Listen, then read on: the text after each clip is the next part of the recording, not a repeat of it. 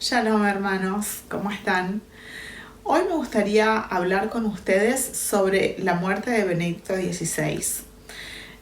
Hoy es 1 de enero de 2023, según el calendario gregoriano, y el Papa Benedicto XVI falleció en el día de ayer. ¿Es esto algo que esté profetizado en la Biblia? ¿Significa algo? ¿Marca algún tiempo apocalíptico? Me gustaría que lo reflexionemos juntos. Por favor, quédense conmigo.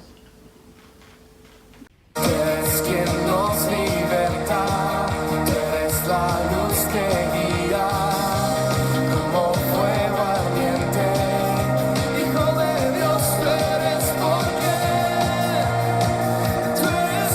quien divino soy.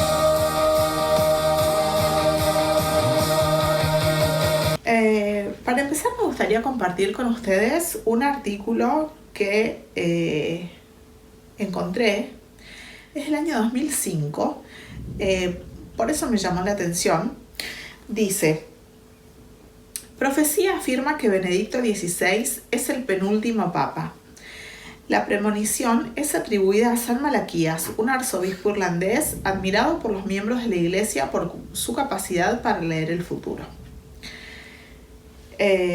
Dice: si bien el nombramiento de Joseph Ratzinger como sucesor de Juan Pablo II se produjo tras un cónclave de 115 cardenales realizado bajo el mayor de los secretos, hay quienes dicen que todo estaba previsto desde hace 8 siglos y que el día del juicio final está cerca.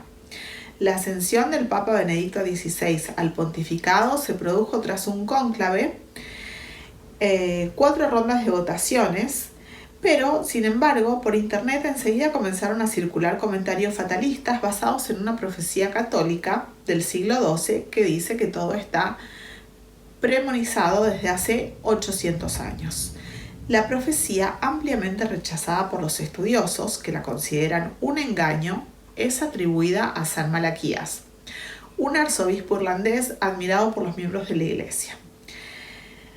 Después, hablo un poco sobre Joseph Ratzinger, sobre Benedicto XVI, y dicen que San Malaquías había dicho tener una visión durante un viaje a Roma en el año, o alrededor del año 1139, de los restantes 112 papas, es decir, del año 1139 contando para adelante, 112. El nuevo papa sería el número 111 en esta lista y es descrito en un texto atribuido al profeta como la gloria del olivo. Es esto lo que hace establecer la conexión entre Ratzinger y la profecía de San Malaquías, porque Benedicto XVI tomó, cuando eligió el nombre de Benedicto XVI, hizo una alusión a la orden benedictina, de cuyas ramas se denomina olivetana. Una de cuyas ramas de la orden benedictina se denomina olivetana, y esto hace que, la conexión entre Ratzinger y la profecía de San Malaquías, esté hecha. Ratzinger dijo que eligió el nombre Benedicto en honor al Papa Benedicto XV, que fue papa durante 1914 a 1922, al que denominó un valiente profeta de la paz. Luego dedicó su pontificado al servicio de la reconciliación y la armonía entre las personas. A lo mejor Benedicto XVI sea un pacificador para la Iglesia o el mundo y así lleve la rama de olivo. También especularon los adeptos a la profecía. Después hablo un poco de Juan Pablo II, que fue, el papa anterior a Benedicto XVI. Y después dice: otras referencias de la profecía señalan que el último papa en la lista será Pedro el Romano y liderará la Iglesia antes del formidable juez que juzgará a la gente. Creo que estamos hablando de Jesús, de la segunda venida de Jesús. Como Benedicto tiene ya 78 años, los fatalistas creen que Pedro el Romano debe venir pronto y con él el fin del mundo. Lo que me pareció interesante de esto es que es un artículo escrito en 2005. Si bien Malaquías, bueno, San Malaquías, porque después está el profeta Malaquías, ¿no? Con el cual termina, en nuestras Biblias, termina el Antiguo Testamento. Pero este San Malaquías, el monje irlandés. Personalmente no creo en la profecía del monje San Malaquías, pero sí me parece que, bueno, hay que prestar atención a los tiempos, ¿no? A los ciclos, porque murió un 31 de diciembre del calendario gregoriano, es decir, claramente está marcando que se termina un ciclo, está marcando en el calendario y en los tiempos de la Iglesia Católica, está marcando que se termina un ciclo. Entonces, desde ese punto de vista sí me parece que lo podemos tomar como parte de la profecía y de los últimos tiempos. El hecho es que cuando nosotros leemos la Biblia nos damos cuenta que las profecías de la Iglesia Católica son profecías que son palabra de hombre, no son palabra que esté hablada por el Espíritu Santo. Entonces es por eso que durante el estudio, por ejemplo, que llevamos haciendo del Apocalipsis, que hemos visto los capítulos 1 y 2 hasta ahora, yo les dije que la Iglesia Católica está en el Apocalipsis, pero como la iglesia que no debe ser tomada como modelo de nada bueno. Es la iglesia que no está dentro de las 7 iglesias, no forma parte de las 7 iglesias, sino es la iglesia de la gran ramera de Babilonia. Entonces, nada de lo que salga de ella podemos tomarlo como algo, como aguas potables. Es decir, yo sé que esto trae mucha amargura a ciertas a personas que todavía no han conseguido abandonar Babilonia, ¿no? Porque es eso lo que representa la Iglesia Católica, Babilonia. Templos de adoración, templos de adoración idolátrica. Yo, cuando grabo este tipo de videos, hace mucho que no hablaba de la Iglesia Católica como tema, ¿no? Pero yo siempre pido, antes de grabar, le pido a Dios que le sirva, por ejemplo, por lo menos a un alma, para que pueda ver, así como en su momento yo pude ver que el catolicismo lamentablemente está, la verdad y la mentira están tan entretejidas que no es posible llegar a ser un verdadero adorador de Jesús en espíritu y en verdad, como Él así lo quiere, si no salimos de esa iglesia, como dice, ¿no? El Apocalipsis: salgan de ella, pueblo mío, para no recibir el castigo, ¿no? Pero para esto hace falta leer la palabra. Para eso hace falta que aquella persona que tenga sed de verdad, que esté buscando la verdad, hace falta no solo que vea, por ejemplo, estos videos, no solo que ore, sino que lea la palabra, que lea la Biblia, porque es solo leyendo cuando nosotros podemos ir contrastando lo que leemos en la palabra y lo que vemos en la realidad.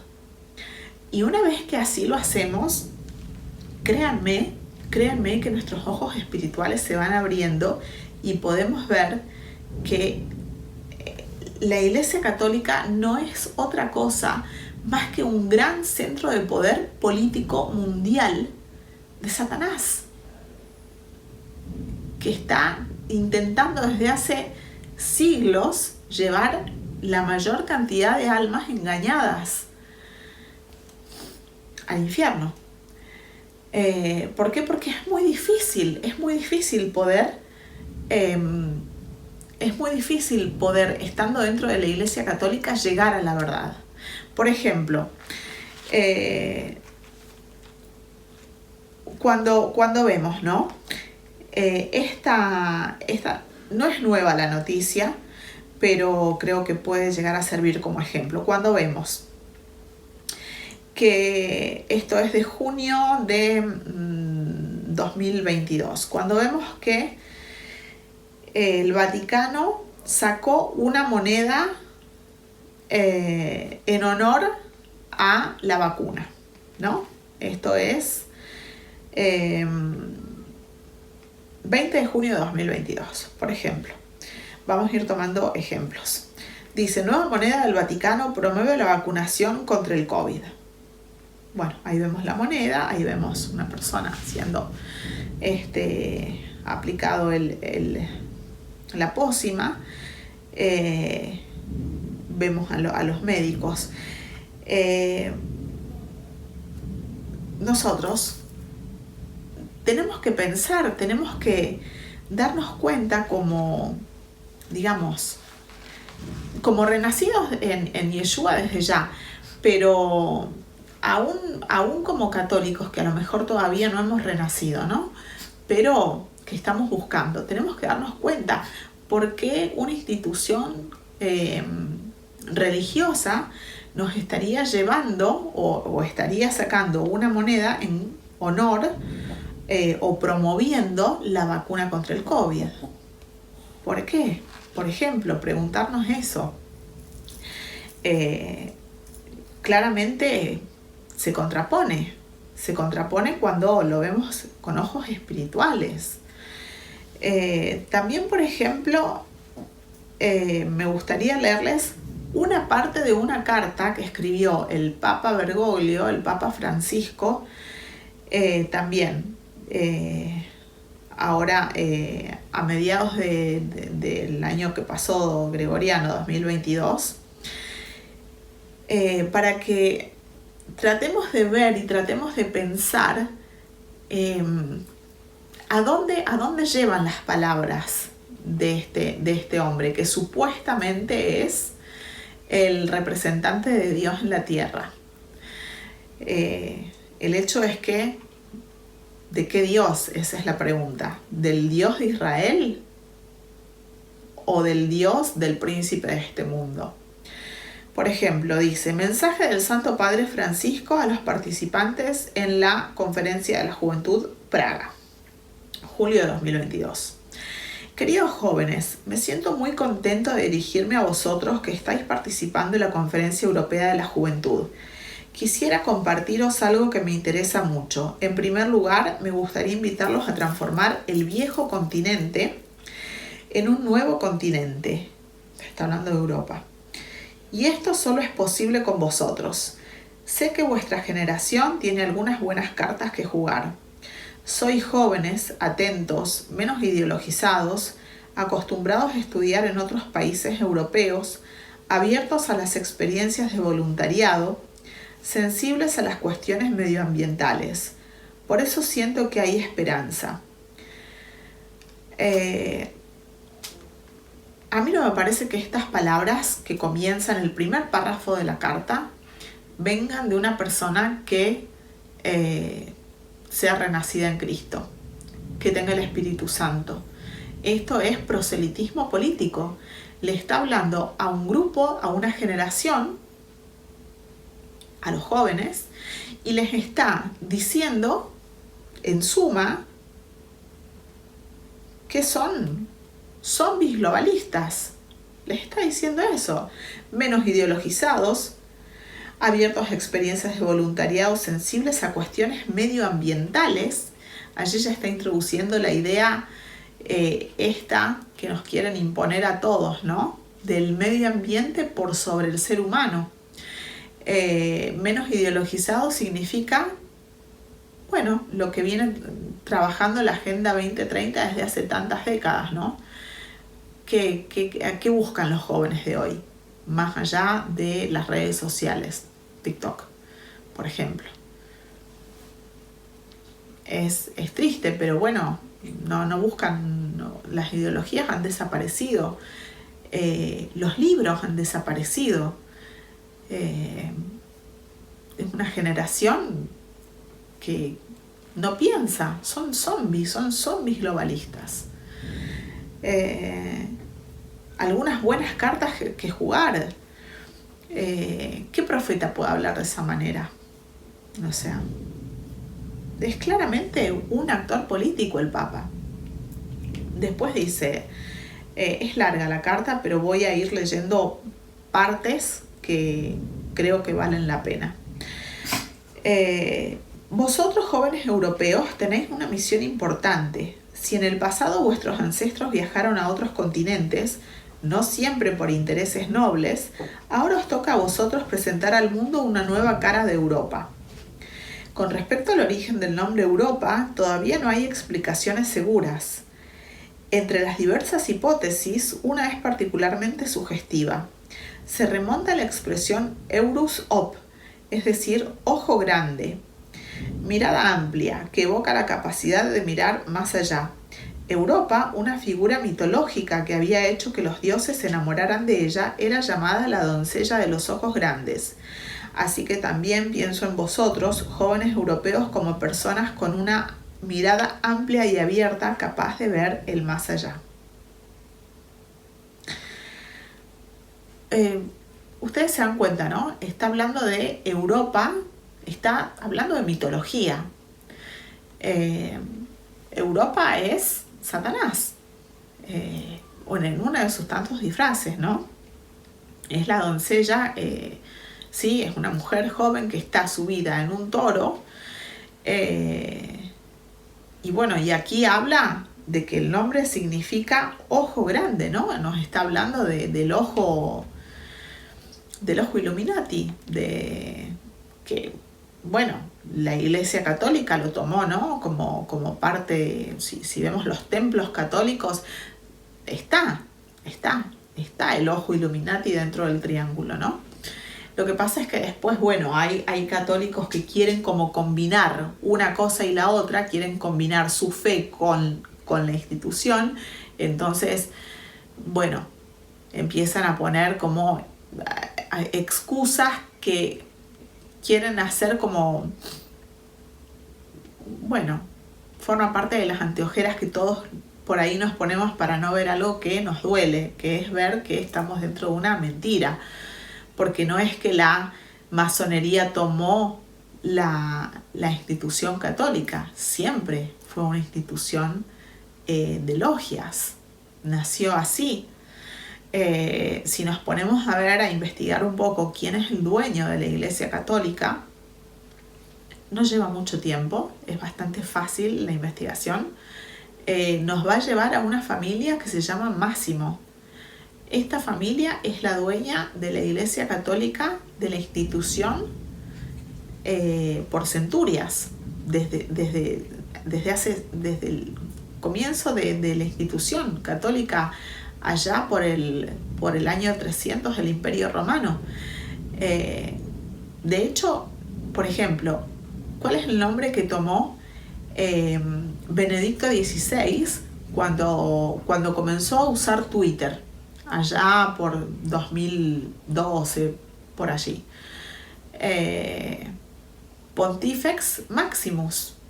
Hasta ese momento uno como que no era tan habitual encontrarse con ese nombre, ¿no?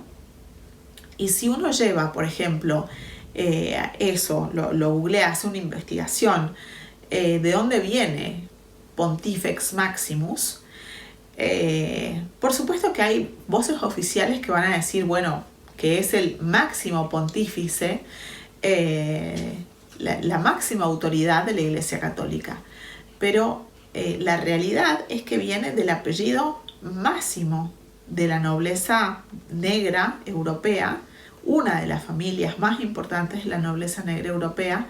De hecho, creo que es la más importante, y es el pontífice máximo, el que representa esa nobleza negra, el que representa ese poder que en suma tiene el poder total de este planeta.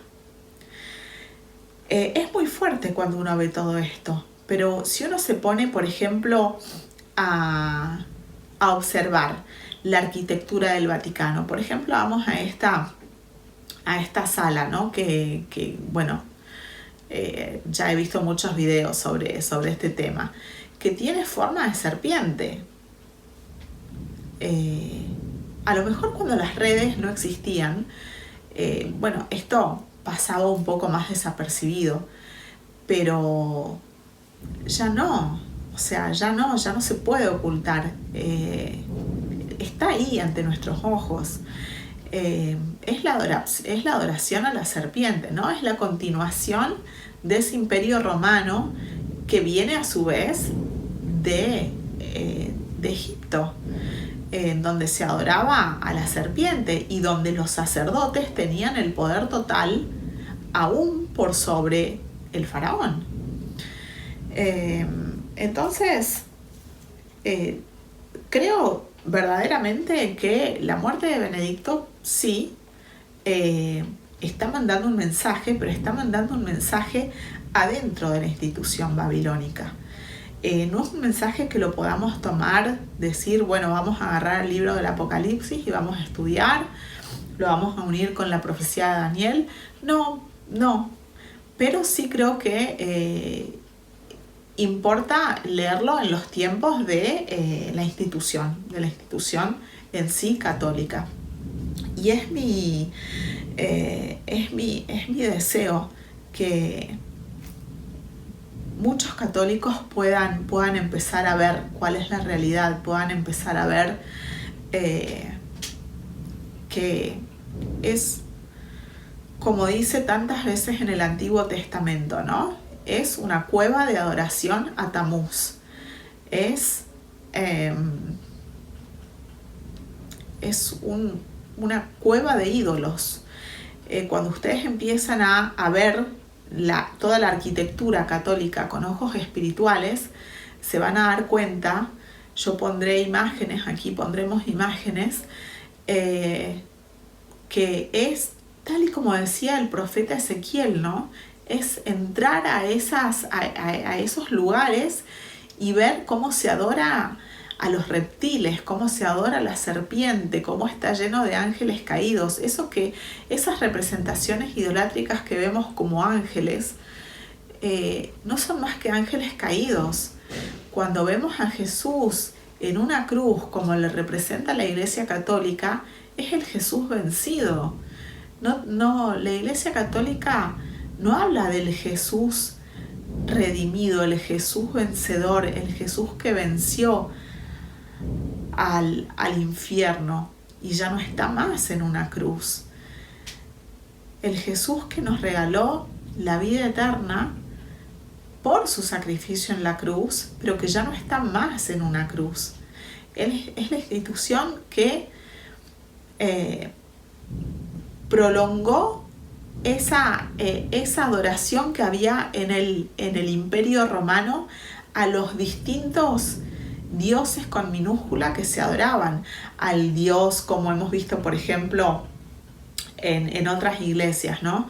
En las iglesias de Asia Menor, cuando se habla de las 7 iglesias. A la diosa Diana de los Efesios, la convirtieron en la Virgen María. A los pequeños dioses que había en cada lugar, son esos dioses que después se transforman en santos en la Iglesia Católica. Entonces, está allí ante nuestros ojos, está ante nuestros ojos. El que lo pueda ver será gracias a la revelación del Espíritu Santo y gracias a que Dios verá el corazón. Dios ve la intención del corazón de cada uno. Y si hay verdadera intención de conocer la verdad, Dios nos la revela. Así que bueno, espero que les haya servido, que les haya sido de utilidad. Les mando un abrazo en Cristo. Hasta el próximo video. Chao.